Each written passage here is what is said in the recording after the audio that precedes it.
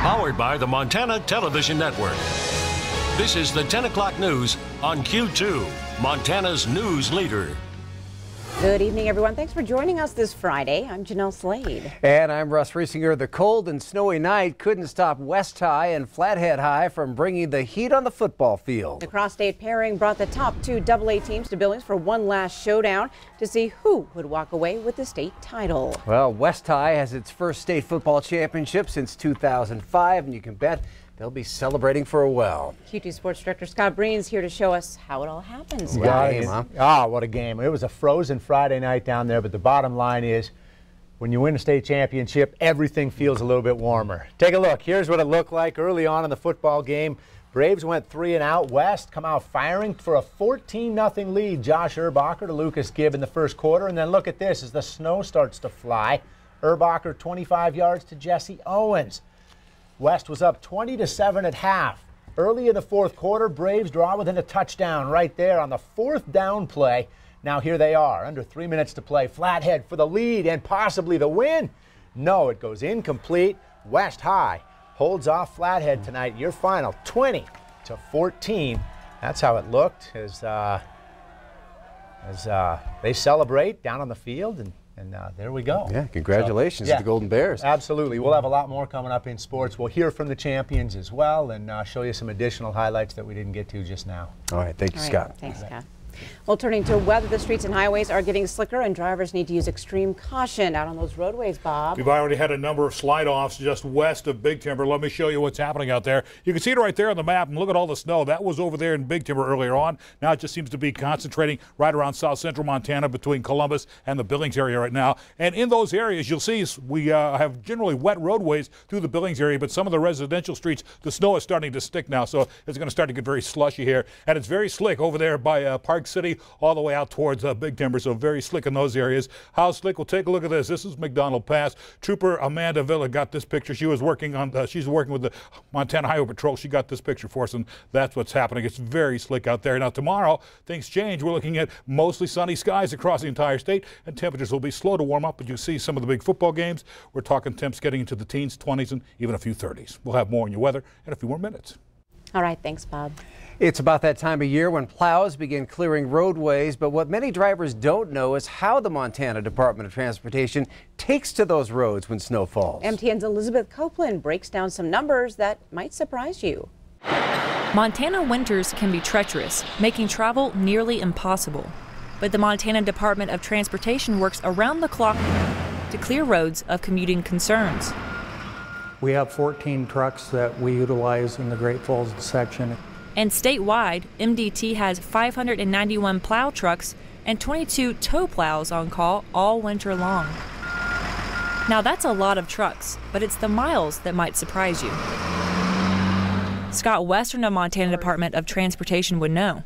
Yes, if it's a major statewide storm with all the plow trucks at MDT, and 24-hour period, yes, they encircle the earth twice for the amount of miles that are plowed. And that's just for one snowstorm. Each year, they maintain 25,000 miles of lane roads and plow about 4 million miles of highway, which is about 160 times around the world, or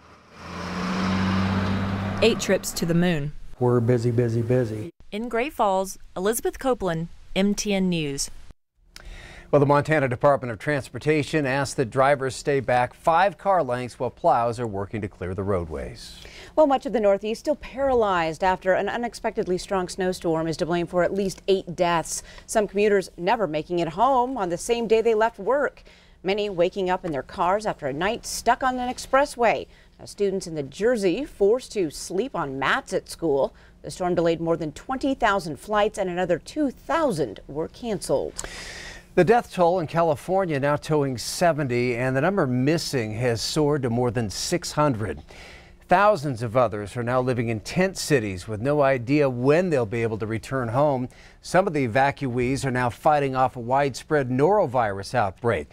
It's an extremely contagious virus that can cause severe stomach problems. In addition, the air quality across the state is some of the worst in the world right now. Although California is 1,000 miles away, Montanans are still feeling the fire's impact. MTN's Medeiros Babb talks with two sisters in Gallatin County about how this fire is hitting close to home. This is about humanity. This is about helping one another.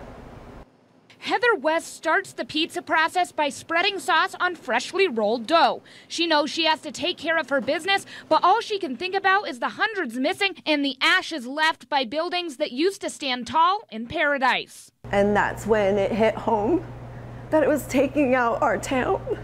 Both her and her sister Molly Jones spent their entire childhood in California. Once they heard about the news, utter shock and fear took over their bodies.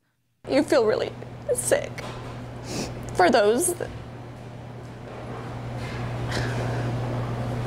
have lost everything, including people they love. Seeking a way to help their friends and loved ones, they quickly took to Facebook to ask for gift cards and clothing to send to fire victims. I immediately had messages flooding my inbox. I had a neighbor drop by hundreds of dollars of gift cards, and she was in tears. I had another friend, same thing. They are devastated for our fellow Americans.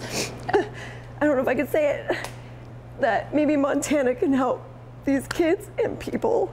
The sisters both say they have not been able to sleep much in the last week, knowing their hometown will never be the same. They know that they have to continue to work, but they hope that by gathering others in Gallatin County, they can make a true difference. In Bozeman, Medeiros Babb, MTN News.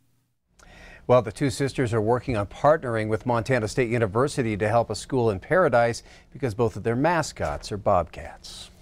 In other news tonight, a federal judge has ruled in favor of CNN and ordered the White House to return correspondent Jim Acosta's press pass.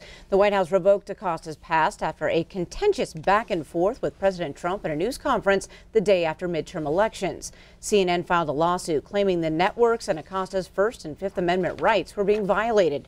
The judge did not rule on the underlying case, but he did grant CNN's request for a temporary restraining order. That means Acosta will have his access to the White House restored for now. Most of the country's major news organizations back CNN's lawsuit because the president has also threatened to strip the press passes of several other journalists. A Montana construction company has been awarded a contract to build part of the wall on the U.S.-Mexico border. The $172 million contract was awarded to the Barnard Construction Company, which is headquartered in Bozeman. The contract was awarded by U.S. Customs and Border Protection in partnership with the U.S. Army Corps of Engineers. Barnard Construction will construct 32 miles of primarily pedestrian replacement wall there in Arizona between Yuma and Tucson. Construction is scheduled to begin in April of 2019. The Babcock Theater has been a venue for all sorts of events over the decades, and tonight went back to showing movies. All right, here we go. Billings Mayor Bill Cole helped welcome movie fans to the Babcock. That theater was built in 1907, and today it's owned by the city of Billings and managed by Art House Cinema. Tonight, the first film was Indiana Jones and the Last Crusade from 1989. 5 more films are scheduled this weekend with a $1 admission. Can't wait to check it out. It'll be fun. Well, coming up on tonight's 10 o'clock news, the cold isn't all bad. It also signals the start of ski season. We're going to check out 2 local areas' preparations. And in sports, of course, Scott hears from your state champion West High Bears and shows us how they won it. You're watching MTN News with Jay Cohn and Janelle Slade. Storm Tracker weather with Bob McGuire and sports with Scott Green. This is the 10 o'clock news on Q2, Montana's news leader.